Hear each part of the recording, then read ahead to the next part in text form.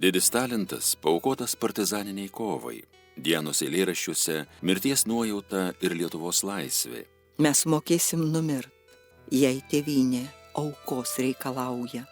Nesuriš mūsų gretų nieks, vergovės pikta grandinė.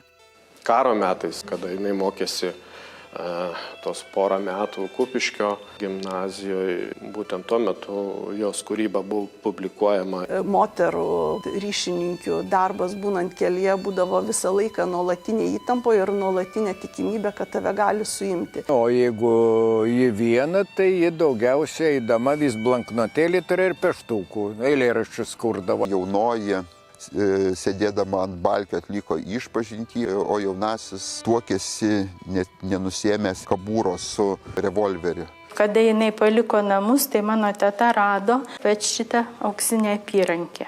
Dianai Glemžaitei sulaužyti partizanės priesaiką buvo baisiau nei žūti. Jeigu myli ir esi mylimas, te gali būti laimingas. Tokia esu. Jei negrįžčiau, kaip Justė, neminėkit labai blogai, nes ir mes taip pat esam žmonės, gal tik ne visiems suprantame. Dokumentinis filmas Kai baltas vytis pakils apie laisvės kovotoją pasitikusią didvyrišką mirtį su mylimuoju, bet neišdavusią savo idealų.